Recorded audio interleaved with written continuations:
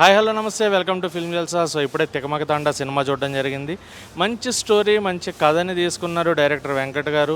And twins Harikrishna Ramakrishna ఇద్దరు హీరోలుగా వచ్చిన సినిమా తికమక తాండా అండి. యానీ మనందరికీ తెలుసు. రాజన్న సినిమాలో మల్లమ్మగా ఎంత బాగా చేసిందో ఇందులో మల్లికగా కూడా అంతే బాగా చేసింది. అండ్ రేఖా గారు she did a splendid job. ఉన్నది సెకండ్ హాఫ్లో తక్కువ టైం అయినా ఆమె రోల్కి 100% న్యాయం అయితే చేశారు. అండ్ యాదమ్ రాజు, శివనారాయణ గారు ఒకళ్ళు కాదు, చాలామంది క్యారెక్టర్స్ ఉన్నాయి. అండ్ భాస్కర్ గారు. సో ఇలాగ మనకి సినిమా అంతా కూడా ఫన్ ఉంది, లవ్ ఉంది, ఎంటర్టైన్మెంట్ ఉంది.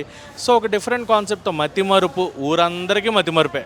సో మతిమరుపు మామూలుగా మనమే పొద్దున్న లేచి మర్చిపోయి ఏదైనా అయితే మళ్ళీ వెనక్కి వెళ్ళడం, ఇంకోటి మళ్ళీ అక్కడికి వెళ్ళి మర్చిపోయాం, ఎక్కడికి వెళ్ళి మర్చిపోయాం, ఇన్ని కష్టాలు పడుతుంటాం.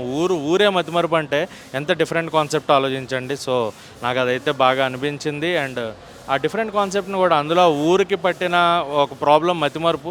సో అమ్మవారి జాతర చేస్తే అది పోతుంది అనుకుంటారు. అమ్మవారు విగ్రహం పోతుంది జాతర చేసే టైంలో. ఆ విగ్రహాన్ని ఊరు మతిమరుపు ఉన్నా కూడా ఊరు గుర్తుపెట్టుకుని ఎలా తీసుకొచ్చారు, వాళ్ళు మళ్ళీ కష్టపడి ఆ విగ్రహాన్ని తెచ్చుకున్నారా లేదా, ఏం జరిగింది, ఆ విగ్రహం పోవడానికి కారణం ఏంటి, ఊరు అలా అవడానికి కారణం ఏంటి, విలన్ రామిరెడ్డి గారు ఎలాంటి పథకాలు పన్నారు, ఆయనపైనే వీళ్ళు ఎలా చేశారు అంటే వైలెన్స్ కూడా ఇంత మంచిగా చేయవచ్చా అనిపించింది నాకు ఈ సినిమా ద్వారా. అయితే కామెడీ చెప్పాను కదా, లవ్ ఉంది, కామెడీ ఉంది.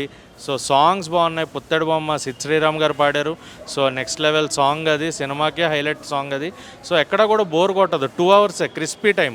వాళ్ళు ఎందీగా 3 గంటలు 4 గంటలు తీసేయకుండా క్రిస్పీ టైంలో 2 hours చక్కగా కూర్చొని ఒక ఆడియన్ ఎంజాయ్ చేసి వెళ్ళేలాగా అయితే సినిమా ఉంది. అండ్ ఈ సినిమాకి నేను ఇస్తున్న రేటింగ్ అయితే 5కి 3.25 రేటింగ్ ఇస్తున్నా. సో ఎక్కడ నాకైతే బోర్ అనిపించలేదు, ఏమనిపించలే. కాకపోతే క్యారెక్టర్స్ అన్నీ మనకి కాన్సెప్ట్ మతిమరుపు అనే కాన్సెప్ట్ కొత్తగా ఉంది. బట్ ఊరు మతిమరుపు అనేది అండ్ వాళ్ళు కొన్ని ప్రాబ్లమ్స్ వాళ్ళు కొన్ని గుర్తుపెట్టుకోవడం, కొన్ని మర్చిపోవడం అనేది అది లాజికల్గా ఎక్కడన్నా మిస్ అయ్యారా అన్న పాయింట్ ఒక్కటే తప్ప నాకు ఇంకేం అనిపించలేదు. మిగతాదంతా ఓకే. సో ఈ సినిమాకి 5కి 3.25 రేటింగ్ ఇస్తున్నాం.